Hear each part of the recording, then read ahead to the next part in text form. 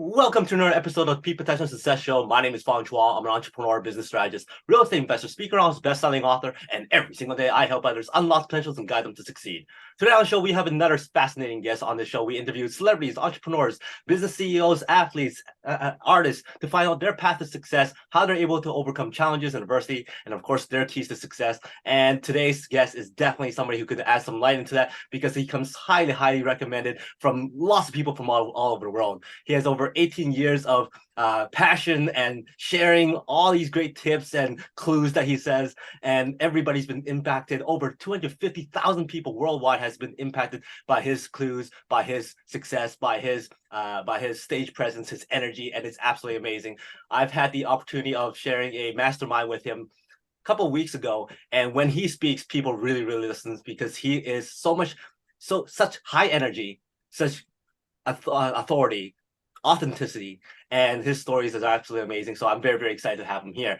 Like I said, he drops lots of clues, so be aware of that. I call him a success detective.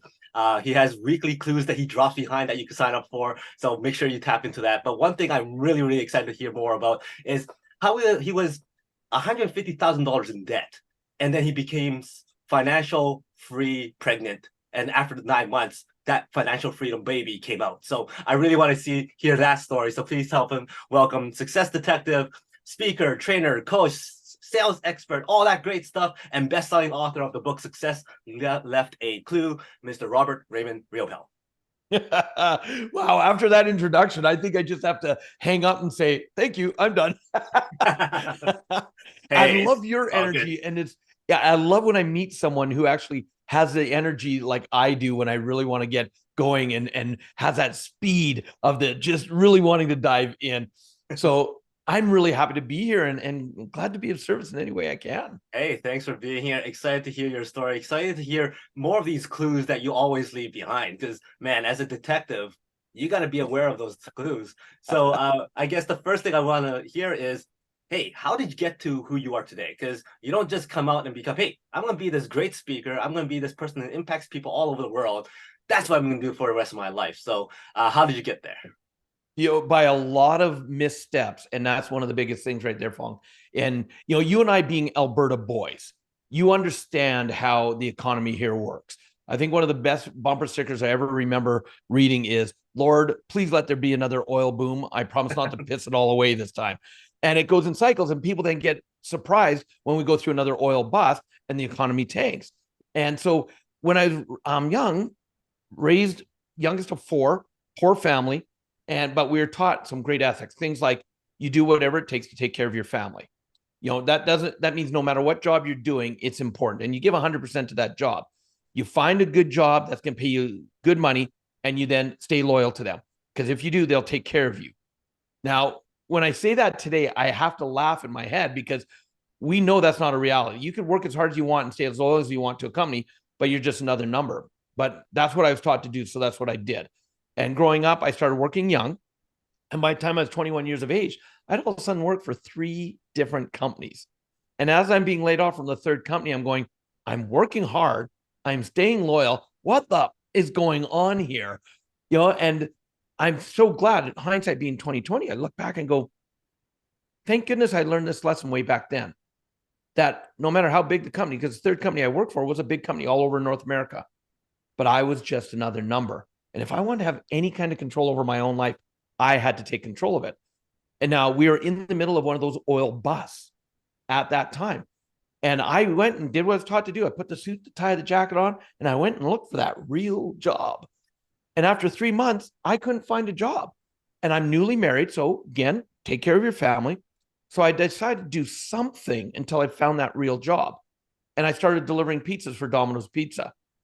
And I actually started making more money, getting to drive around, have fun, meet people, listen to music. I started making more money than my real job. And as I was doing that for a bit, my franchisee sold his store in Red Deer, Alberta, and bought 2 stores in Calgary. And I'm like, well, you've got 2 stores now. Do you need a new manager? And my only mindset was, how do I advance? Because I need something more steady.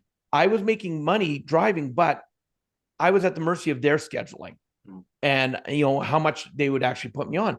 So we talked for a couple hours and he made the decision. He said, okay, great. In 2 weeks, you'll move up to Calgary and you'll start managing. I'm like, that's awesome. I've been a driver. Can I get some experience in the store before I move? And here's what his answer was. He says, you'll have plenty of time to learn once you're there. And you talk about trial by fire. Learned a lot of lessons, which is a whole 5 more podcasts in itself. My wife actually became my assistant manager very quickly. And we both went into our conditioning, working hard. We started working open to close 7 days a week in our store because that's what we knew to do. And a year and a half in, all of a sudden, we went into fear mode. Mm-hmm. My franchisee had decided that buying the 2 stores had not been a good move. And he wanted out of Domino's Pizza. So he was going to sell his stores. And we had watched enough stores around us get sold that we knew the first thing that was going to happen, new owners were going to come in, let go of the managers, and bring their own team in. And I went into panic mode because I'm like, we need to talk to every manager or every franchisee in the city, find out who needs a manager, needs a team. Because now it's not just me losing my income, it's my wife and I. And my wife lets me vent for a while, just going on like, here's the plan. Here's what we're going to do. And finally she, speaks up and goes, well, are you finished? I'm like, what do you mean am I finished? She goes, obviously you're not finished. Come on, get it out. And I kept venting. And then she goes, first of all, wrong answer. And I'm like, what's the wrong answer? She goes, are we not qualified to be franchisees? I said, yeah. She goes, so why don't we just buy the store we're working in? And I looked at her, Fong, like she had gone crazy. And I'm like, because we don't have any money. That's why we don't buy that store. Like, hello. Anybody knows this. I could kind of imagine what's going in her head. She's like, I'm going to let him go and go and go. And I'm go, boom, mic drop. Yep. And that's it. That's it. Exactly what it was. Because she said, look, let's find a way to do it. We're qualified. And I don't know if you know about Domino's Pizza, but you can't just buy a store. You actually have to successfully manage a store for at least a year, meeting a bunch of criteria. And if you do, you're qualified to be a franchisee, which means they waive the upfront franchise fee, but you still have to be able to buy or build a store, which costs money. Mm-hmm. And so we were qualified. We had managed for over a year. We had met all the criteria. We were qualified to be franchisees. But when she said, let's just buy it, I'm like, we don't have the money. But one thing that we do have is we have passion. If there's something we put our mind to, we're going to go for it. And this is a clue, as you mentioned, that I tell people, find your passion and go for it, because success is not easy. You've got to put the work in. I was just talking to my one business partner, and we're talking about passive income, and they're going, everybody thinks passive income just means the money comes your way. No, you got to put the work in to get it to that stage. Real estate. Anybody that goes, oh, I'm going to do real estate because it's easy, hasn't owned real estate, have they? Right? I'm going to be a landlord and I'm going to make passive income from my tenants. Obviously, they've never had a tenant, right? Exactly. So you've got to put the work in, and my wife and I are willing to do that. So we started looking into, how do you buy a business if you have no money? And we made a lot of mistakes. And here's another clue for your listeners. Be willing to make mistakes. That's where your greatest lessons come from, but learn from them. Don't make the mistake again and again. So every time we'd say something wrong and we'd get turned down, we'd go, what can we adjust? What didn't work? And after about 5 months of talking to as many people as we could to figure out how to do this, applying for loans, getting turned down, we now had the confidence and knew what to say to go to our own bank. And when we walked in and we finally got the appointment with our bank manager for business loans, we ended up not buying the store we were working in. We actually bought both the stores my franchisee had for sale. Oh. And we did it with 100% financing. Not a single penny came out of our own pocket. And all of a sudden we were franchisees. And we were franchisees for 9 years, Fong, and we started making pretty good money. And I'm going to shock you. I hope you're prepared for this. I hope you got your seatbelt on. Because we're probably the only people that have ever done this. You've probably met, no one else has done this. As we started making more money, we started spending more money than we were earning. Oh. I knew you'd be shocked, man. I knew you'd be shocked. And that's why by the 8-year mark of being franchisees, we were over $150,000 in personal debt and going down quickly. And so the turnaround point for us is actually, I love the name, Peak Potential Success Show, because the company at the time was called Peak Potentials in Canada. Mm-hmm. And we went to a 3-day training that taught us why we're in debt, but more importantly, to take ownership. You see, I was good at blaming everybody else. It's because of them I lost this money, or I trusted them, and so that investment crashed. When I learned to take responsibility, I took back control. And then we learned specific skills that we could do that if we wanted financial freedom, this is what we would do. And we put the work in. Over the next 9 months, we started changing things, our mindset and our habits, our spending habits, and all of that. And yeah, all of a sudden, next thing you know, 9 months later, we went from over $150,000 in personal debt to being retired completely financially free at the age of 32. Wow. And our minds went, that worked. If this much information gave us that result, what would more information do? And that's where we started to become avid students. I was not into learning. I hated school. I got enough to graduate high school, but that was it. But now I love to learn, and I'll be a continuous learner for the rest of my life because of the journey it's brought me on. Wow. That is absolutely incredible. Like getting out of debt in 9 months, that is very, very cool. Plus, not just getting out of debt, but being financial free while dealing with all the franchisee stuff and whatnot. Now, I'm going to back up a little bit here because you never really did say what you were to start off with. You just said, I was working at some companies, I got laid off here and there, and then you just went, boom, I did pizza. Yep. So what were you before? Like, what was the career path if pizza and all that kind of stuff that was not in the works? Oh my goodness, it was about just finding a job that even if you hated it. So one of my very first jobs at the age of like 14, I was working in a car wash after schools. And then I, as I worked there for a couple of years, I got to actually managing the car wash I was in, and then managing about 5 car washes in the city here in central Alberta. And then the owner decided to shut the car washes down and turn them into strip malls because at that time, that space made more money turning it into stores. So that was the first job I was laid off from. Now, all of a sudden, I'm out of school and I need something more permanent. And I'm now engaged, got a fiance, and we're living together. Don't tell anybody we were living in sin, but we were. And all of a sudden, my dad helped get me a job working in fiberglass. And I don't know if you've ever done fiberglass before, Fong.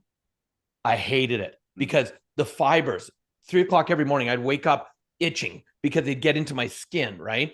Because we were laying fiberglass, rolling it out, making fiberglass material products and stuff. And I was doing this and doing this and doing this. And I had applied, before I got that job, I applied at a factory that was about to open up, which was a door factory. And I had never heard from them. So I'm now doing fiberglass. I'm about 7 months into doing fiberglass work. And all of a sudden I get a call saying, hey, we're now doing interviews for this factory. You had applied. We'd love to bring you in. I'm a very, very loyal person. So the first thing I did is I went to my bosses and I said, look, something before I ever started working for you, I put in an application. They're now doing interviews. I want to let you know, but I'm loyal. I will stay here. And they say, well, they said to me, if they offer you more money, let us know. And because you're a great worker, we'd love to keep you if we can match it. And I was making $6.75 an hour at the time and living off of that, supporting myself, my fiance, because she was still in school. And so I went to the interview, and believer, everything happens for a reason. And you've probably heard that, Fong. And have you heard that statement out of curiosity? Yeah. Did you know that's not the complete statement? It leaves something to be desired. Yeah. It does. Because here's the complete statement. Everything happens for a reason, and that reason is there to serve me. Now, people don't hear the last part, and that puts you into creativity because crap happens in life. And so if you also go, well, okay, everything happens for a reason, that reason's there to serve me. Now, you may not figure out right away, but years later, you might go, oh, that's why I went through that. Some of our greatest tragedies become our greatest things that we have to offer the world. So the reason I say that is because with having this job doing fiberglass, I'd actually got into doing quality control, was part of my work. So I had never done quality control before, and I was doing this constantly in this fiberglass shop. So I went for my interview, and they're interviewing me in my experience, and I mentioned what I was doing in fiberglass. They said, oh, well, we were originally looking at you for general labor, which starts at $8 an hour. And I'm like, I'm old, for your listeners. I'm old, okay? They said, but if you do quality control, our quality control department starts at $10 an hour. And we would like to hire you. Yeah, it did. It blew my mind because all of a sudden Now, had I not done quality control in fiberglass, I wouldn't have been able to look at making this jump. And so they said, we'd like to hire you. You get benefits. You get $10 an hour starting and all these things. And now here's my mindset though. I'm loyal. So I said, I have to talk to my current bosses because I will stay loyal to them if they're willing to match. So I went back to them and I said, here's the deal. Here's what they're offering. And my bosses actually looked at me and said, you know what? We can't match that. Thank you for being upfront with us. Please do take that job. And we parted on good terms. But here's something else that's interesting. A month later, I found out I would have been laid off because they were in the process of shutting that fiberglass place down. So thank goodness I got hired on. And this was a job that I'd been working for. And all of a sudden now this company has 40 factories around Canada and the US. So I saw myself being my own general manager. I had already laid out my path. This is where I'm going to be. The fiberglass job, I hated it, but I would have stuck with it. This one, okay, there were some goods and bads, but I'm thinking if I can get to general manager. So I started working quality control. All of a sudden, now my wife and I get married. I get promoted into shipping receiving because I work my butt off. I put the work in. And then eventually I get put into inside sales. Now I'm lower management. And I've now worked for the company for about 1.5 years, almost 2 years. My wife and I are now married. We never have a honeymoon, but we get a chance to go on a week-long trip when I finally have holidays.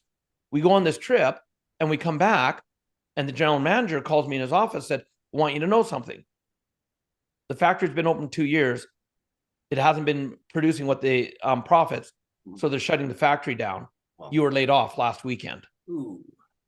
And I'm like, you couldn't tell me this before I went on a holiday and spent money? And here's his response. Oh, we didn't know. And I'm like, my BS meter was way up there. It's been on the calendar for like a week, like years. Yeah. And so all of a sudden I was instantly laid off. And that's where all of a sudden that led me to Domino's Pizza because I needed some work and I couldn't find that real job. And so the journey itself, had I not found, and I look back today, I go, had I not been laid off, I wouldn't have started driving for Domino's Pizza. Had I not started, I wouldn't out of necessity become a manager, which then out of necessity, I became a franchisee, which put me into debt, which then allowed me to go find this course to go to, which changed my wife and I's financial life, which then led me to find I wanted to be a trainer and teach, which then I became a trainer. And over the last 20 years, I've now actually taught over 500,000 people in live trainings all around the world. I've done over $100 million in sales from the stage all around the world, made millions of dollars doing what I love to do. I look back and because I remember the general manager's name, Ron Humpting, pissed me off at the time. But now I look back and go, thank you, Ron Humpting, for laying me off. Because had he not, I wouldn't be where I am today. And all those experiences, all the stuff that you've learned, all the stuff that the roles that you took on has translated very well to what you do now, because you take that experience and you teach it to other people too. And that's how you're able to impact so many people in the world. Now, the moment you walked into that seminar or that, what do you call it? Yeah, that training. Yeah. There must be something that presenter did or said that made you go, wow, that's what I need. Or because like people have been talking about this stuff all the time. Hey, you need to do this. Hey, you need to have the right mindset. Hey, you need to start business or whatever, and all that kind of stuff. But it takes a certain person to say it a certain way to get you to go, oh, that makes sense now. What was that? It was the energy. It wasn't so much the words. And because this is something I now teach, because this is the material I teach around the world, was the same stuff that changed my life. And what it was is it's not the content, it's the context. It's the space that was held and created. And all of a sudden it was the way I felt like I had an understanding. I didn't have to beat up on myself. I didn't have to, because we're our own worst enemies, right? How's the saying go? If you had a best friend that treated you the way you treat yourself, they wouldn't be your friend for very long. But yet we're good at doing that to ourselves. And all of a sudden the speaker's there and this trainer's there, and he's giving me an understanding that I'd never seen. And these aha moments, one-handed claps, as I like to call them, were just popping off. And I will tell you, Fong, my wife dragged me to that seminar. I didn't want to go. I did not want to be there. And thank goodness she dragged me there, because I went in with a lot of resistance, but within the first couple hours, because of the energy, that resistance dropped, and now I was open. It was like, okay. And our mutual friend that introduced us, he played a huge part in that, because he was there as a volunteer at that 3-day weekend. And he helped me get through a breakthrough piece that was holding me back in my life. And all of a sudden, that's when it was like, dude, thank you so much.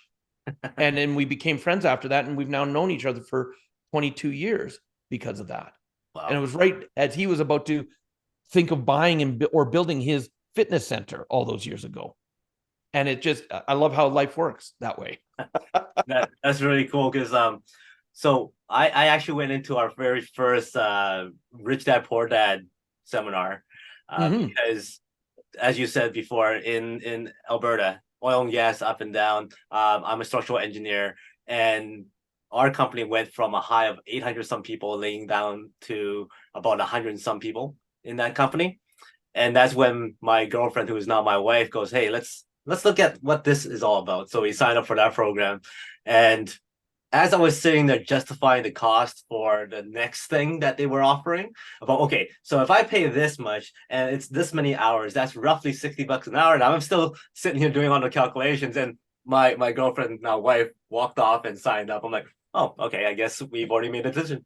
Do our wives know each other? Because that's exactly what it was. And obviously, you just mentioned Rich Dad. So how long have you been doing real estate?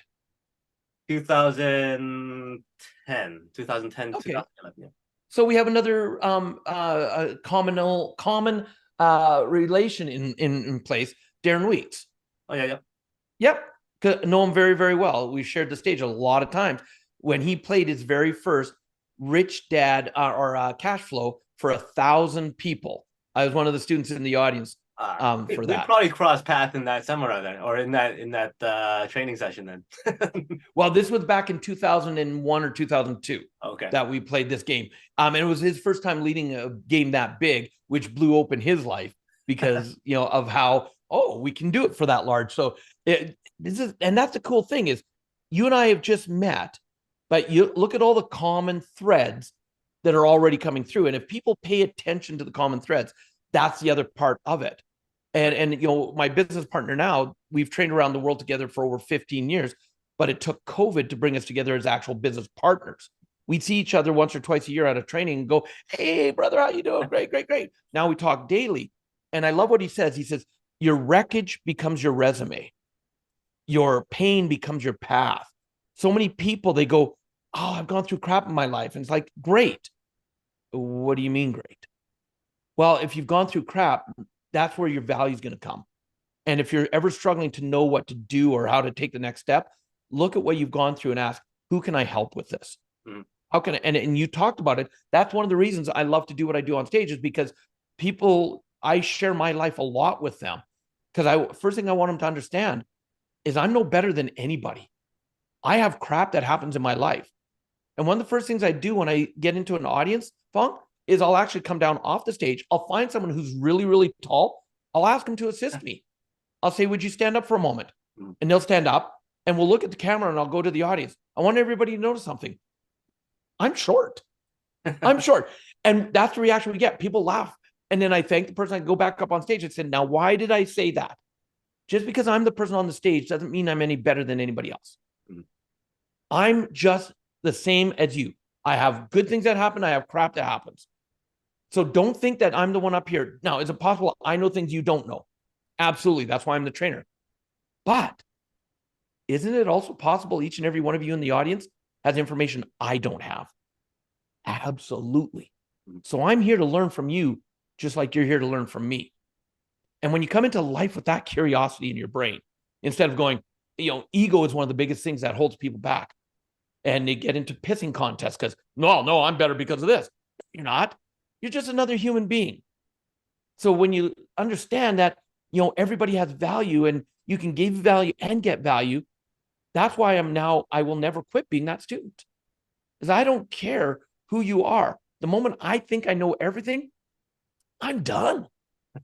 I'm done. And I've proved that to myself a few times where I thought I knew enough, or I didn't need to do more, or I, go into bad I'll give you an example. 2008, I overlived my passion and I was burnt out.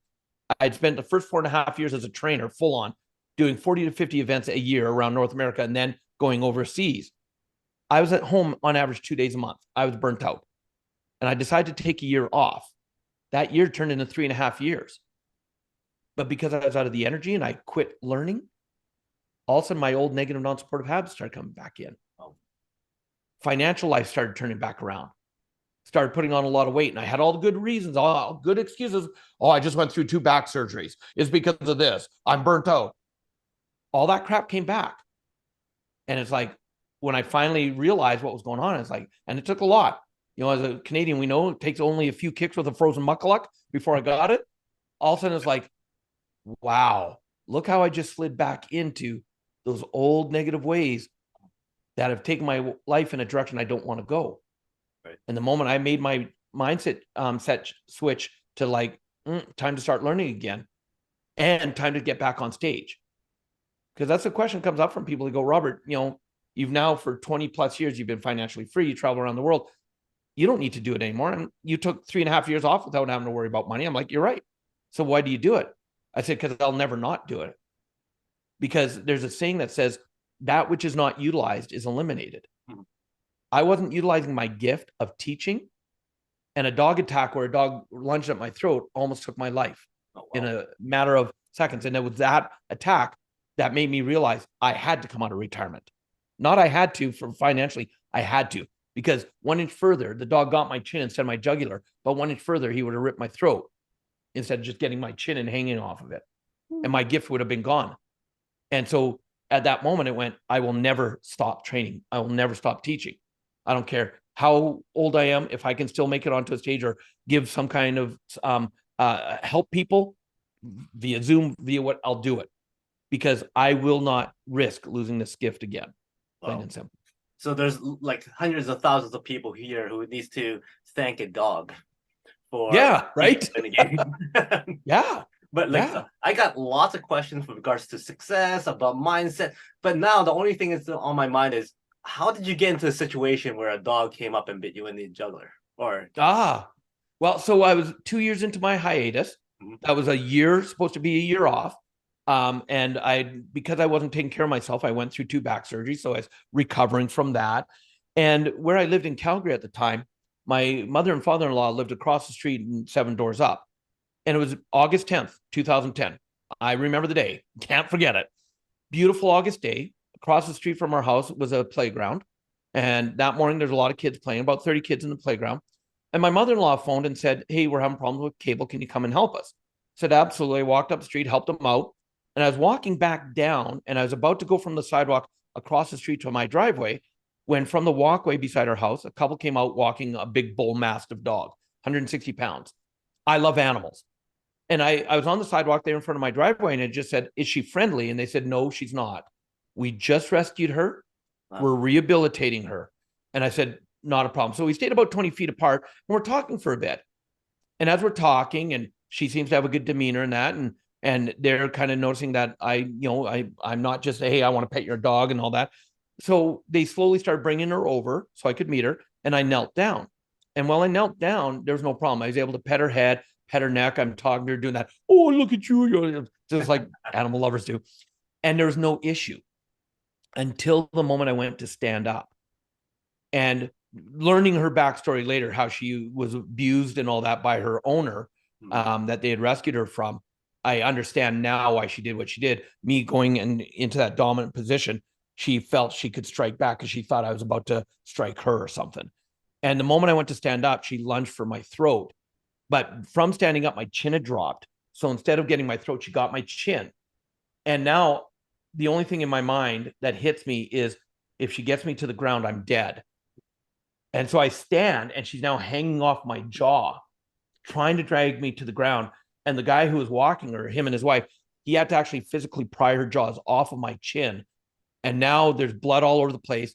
It's taking both him and his wife to hold her back, because she's lunging back, trying to get back to me.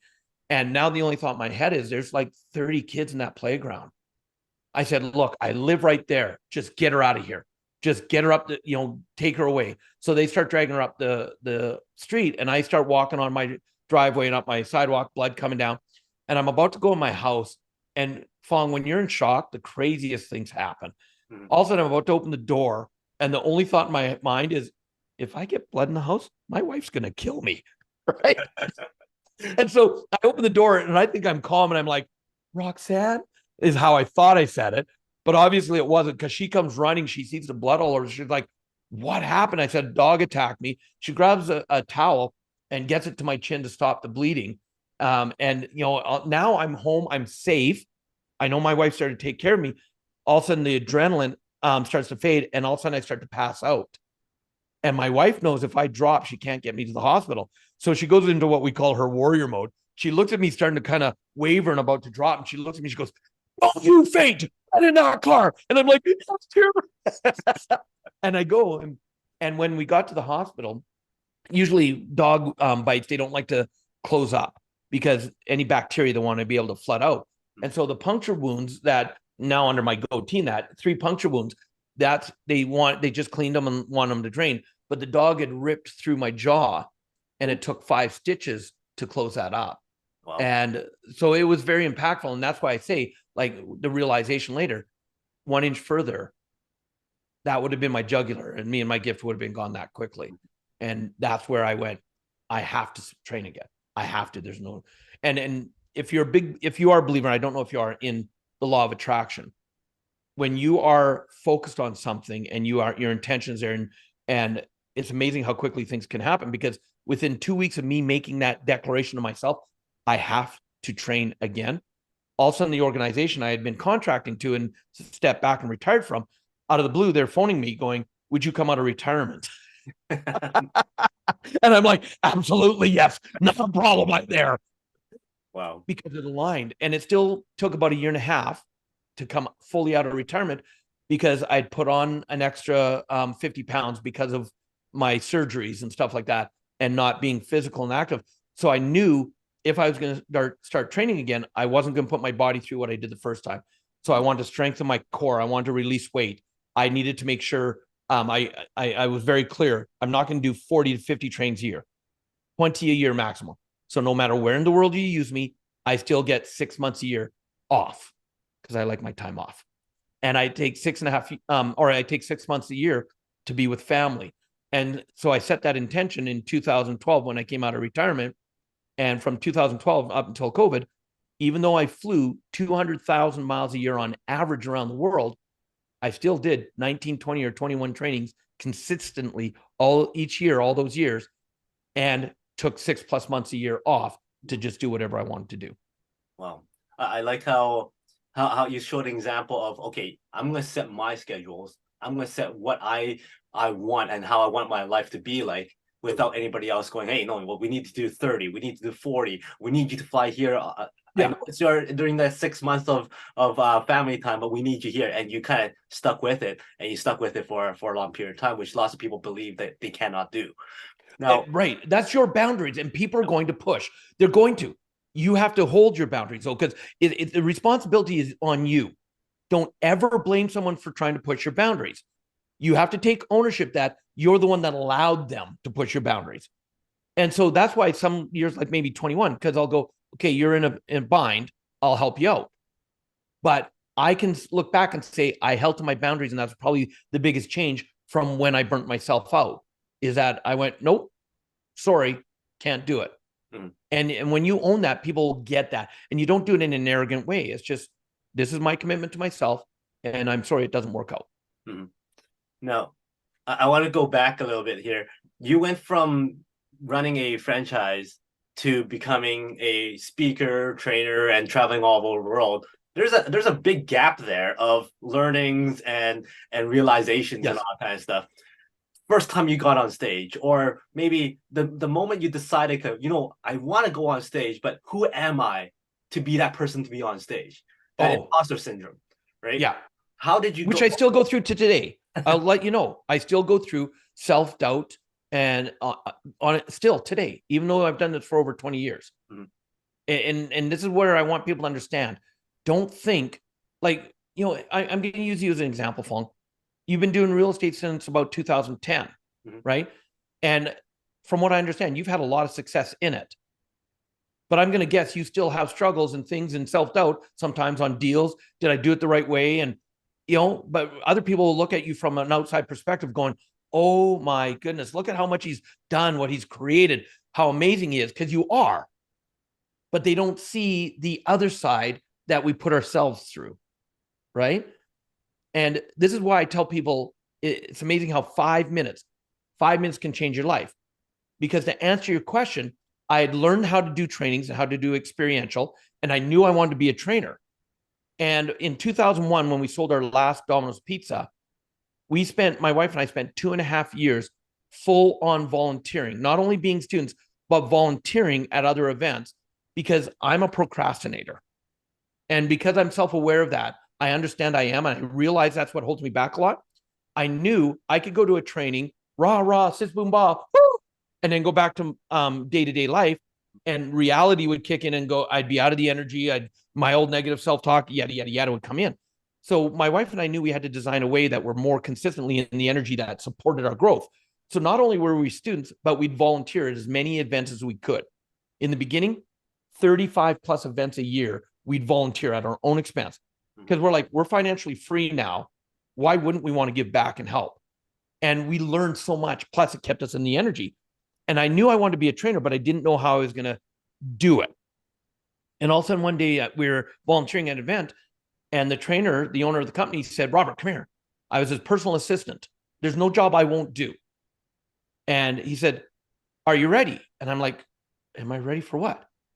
He says, and we were doing a 5-day camp. And it was the second day of the camp. And he goes, I have to create a new program. And we have our guest speaker on tonight. I need you to take 5 minutes at the end, thank him, give some announcements, send everybody to bed. Can you do that? And on the outside, I'm like, yeah, I can do that. On the inside, I'm like, I'm just like, and he gave me the instructions of what he wanted me to do. I went and I did it. 5 minutes, blew my mind, and I celebrated. And the next morning I crashed because that self-doubt came in. Mm-hmm. I just happened to be the person he asked. It won't ever happen again. It won't lead to anything. And I don't know if any of your audience has ever related to this kind of shit going through their mind. And my wife noticed me, and this is something I want to tell people, and I imagine your girlfriend became your wife. You understand this as well. I would not be where I am today if it wasn't for my wife, because she holds me to a higher standard than I hold myself. And that means sometimes she, helps me understand. Sometimes she gives me a swift kick in the butt, right? She notices things I don't. So she saw something going on in my mind. She goes, what's wrong? What's bothering you? I'm like, nothing. She's like, bullshit. What's going on? I said, well, it's no big deal. She's like, pardon me? What do you mean it's no big deal? I just happened to be there, and he asked me to help, and it's no big deal. And she's like, okay, mister, you need a lesson. And she called over one of the main workers that was now a friend for this company. And she said, Shelley, would you tell Robert what just happened? She goes, what do you mean? Well, he thinks it's no big deal. He was put on stage for 5 minutes last night. And she looked at me. She goes, are you kidding? He's never put anybody on the stage to do anything like that before. That was a big deal.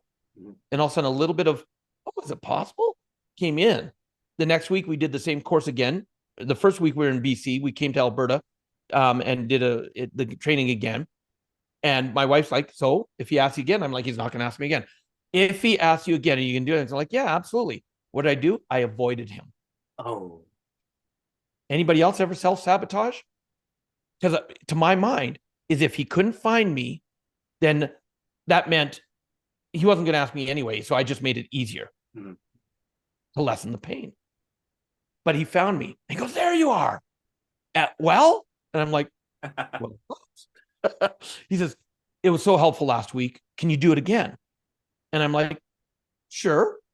And I did it again, celebrated, and crashed. Because the next week we were back in BC to run the same program again. But this time there was someone from his coaching division that was there as a volunteer. And my mind went, oh, Daniel's here now. He'll ask him. Yep. You ever done any of that kind of shit to yourself, Fong, in life? Right. And again, my wife caught it and she goes, what's going on? And I said, here, Daniel's here. She goes, are you done with that crap? She goes, he's going to ask you, plain and simple. And she said to me, she goes, and by the way, do you want to do more with them? I'm like, of course I do. She goes, then ask. What? I can't ask. And she said, ask. I said, what do you mean ask? She goes, if he and when he comes up and asks you to do it again, here's what I want you to say. She says, I want you to say it word for word. Listen to me closely. I'm like, okay. She goes, when he asks you, say, I would be honored. And if there's anything else you'd like me to do, I'd love to do that as well. Mm-hmm. And then shut up. And just wait. Yeah, because I'm like, I would be like, right? So, of course, what did I do? I avoided him again. But he found me. There you are. Do you want to do it again this week? Took in a deep breath. And I'm like, I'd be honored. And if there's anything else I can do, I'd love to do that as well. And I just shut my mouth. And like, to me, I was like, but inside I wanted to say so much more. And he goes, well, tomorrow night we do this. Do you think you could teach it?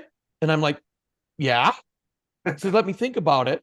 The next morning, he gave me the opportunity to co-teach this piece with someone else that was doing a morning piece for us. And I took the ego out of it, Fong, because it wasn't like, oh, if I'm not doing it by myself, it's not as worth it. It's I'm like, are you kidding me? I get an opportunity to teach data.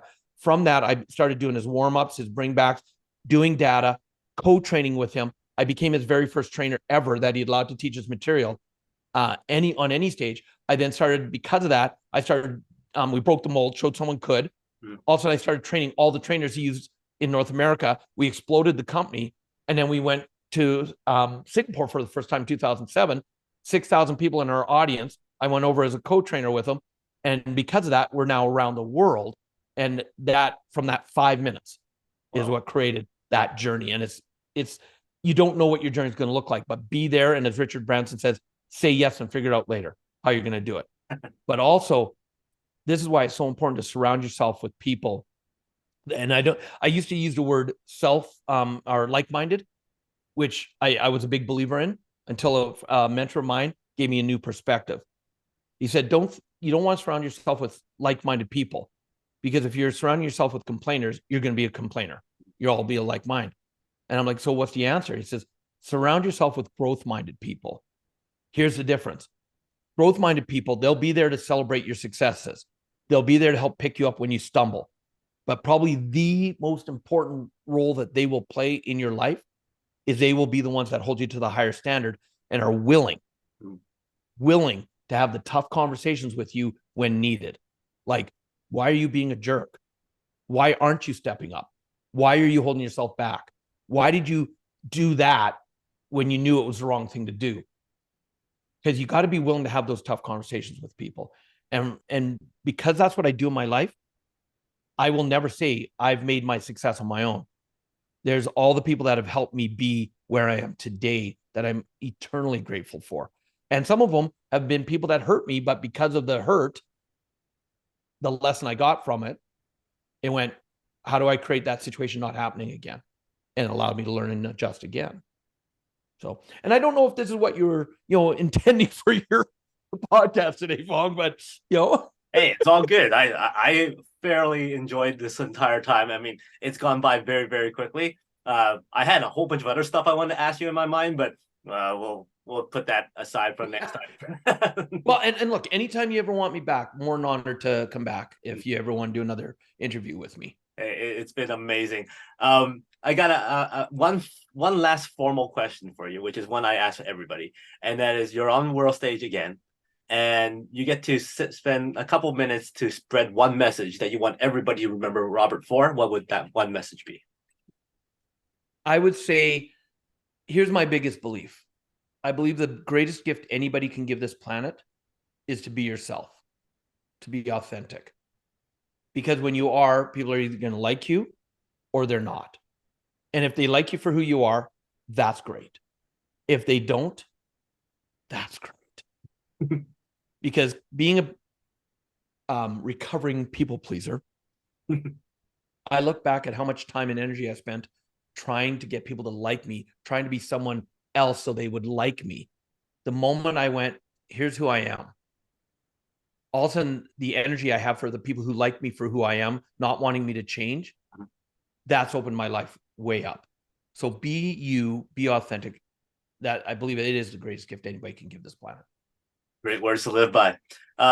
Before I let you go, 5 quick rapid fire questions. Give me the first thing that comes to mind. You're stranded on the desert island, one food to eat for the rest of your life, no consequence. Pizza. Still love it. After 8 years of pizza making and delivery, you're still like, I could eat pizza every day. Wow. Because I can make it different the way I like it, right? So pizza. So how do you like it?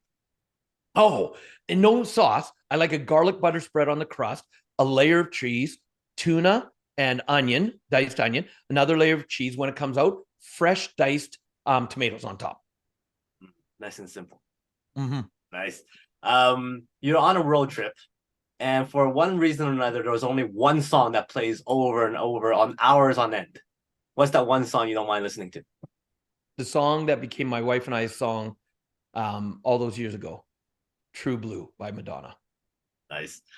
Hollywood calls and goes, "Hey, Robert, we love your story. It's absolutely inspiring, motivating. We want to do a biopic on you. Who would you cast to play you?" Oh, man. Vin Diesel. Groot shows up at your door and says, "Hey, I got the part. Let's hang out." And you go, "Hey, Vin, I got it. Trust me, we're gonna have a great night out." What does a great night out with Robert look like? Great night out with Robert. Either a live show or a movie. Great. And then lastly, give me a number from between 1 to 5. 1 to 5, 3. 1, 2, 3.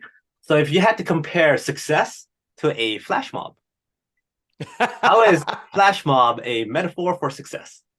Oh, dude, that one's an easy one. You show up, keep showing up in places to watch the magic happen. See, when you see a flash mob come together, that group of people, all of a sudden, they're masterminding into something that becomes creative, something that becomes bigger than themselves. That's what success is. Quit trying to do it on your own. Show up, show up, show up, and be there and share your genius with other people around you. Why do you think you and I met on a mastermind? To me, that's a flash mob right there. Because your brilliance, my brilliance combined, what did Napoleon Hill? 1 + 1 in school we're taught equals 2. But when you mastermind, 1 + 1 equals 11. Exponential growth right there. Excellent. So that's how success is like a flash mob. Once again, thank you very much for your time. We didn't even get a chance to get into your podcast, your book, all your great stuff that you have online. So if anybody wants to get in touch with you, get connected with your weekly clues that you drop and your book and your podcast, what's the best way? Well, they can find me, of course, on social media, on Facebook, just Robert Raymond fan page. But if they go to successlefaclue.com, as our gift from you and I to them, because, look, I believe time is our most valuable commodity. And the fact that you're taking your time to interview me, I feel so blessed with that. And the fact that your audience is taking their time to listen, wow. So as our gift to them, if they go to successlefaclue.com, they'll actually be able to download the entire ebook of mine as our gift to them. Now, that's going to come with a caveat to them, though, Fong. See, I wrote the book not as a book to just read. I wrote it as a workbook. Every chapter at the end, I give what's called action steps. And I want them to do the action steps so that they can change their lives. And because I am quirky and I am a goofball and like to have fun, even at the beginning of some chapters, I'll start the chapter off by saying, "Hey, did you do the last action steps? If not, stop reading right now. Go back to the action steps before you read any more." So don't pick up the book and just try to, breeze through it real quick. I want you to read it and actually do the action steps and watch what that can do for your life. Awesome. Thank you very much for that. So everybody make sure get in touch with Robert, download that book, do the action steps so that you can achieve more and more success. Thank you very much for your time, all the great stories. It was very, very entertaining. I love your energy. That's another question I didn't get asked. Where do you get your energy? But anyway, any final words? I do what I love to do. That's what it is. Yeah. Any final words from you? Well, and it is on that energy piece. Look, most people do what they think they have to do. It takes courage to do what you're passionate about. And because when you get into a tough situation, if you're doing something you hate, you're going to quit. But life happens and tough situation comes no matter what you do. So if you're doing what you're passionate about, that's going to give you the energy to take one more step. One more step. I hate waking up in the morning going, oh, today's going to be a crappy day, because you just set the intention for the whole day. But if you're doing what you're passionate about, you wake up going, yeah, like this morning, I start my calls early and I'm like, oh, I've got a great interview coming up with Fong. I'm excited about that because I don't know who I'm going to impact. And here's the best part. I don't have to know. I just have to be me and do what I love and trust that someone may or may not get some wisdom out of it. Great words. Once again, thank you. That's a great way to end this podcast. And like I said, I've had a blast. I can't wait to speak with you again and have you on another plant panel or whatnot. But to see you at another mastermind, it's gonna be a lots of great times. So thank you very much again. My pleasure. Thanks for having me. He is Robert. My name is Fong. Until next time, today is the day to unlock your peak potential. We'll see you later.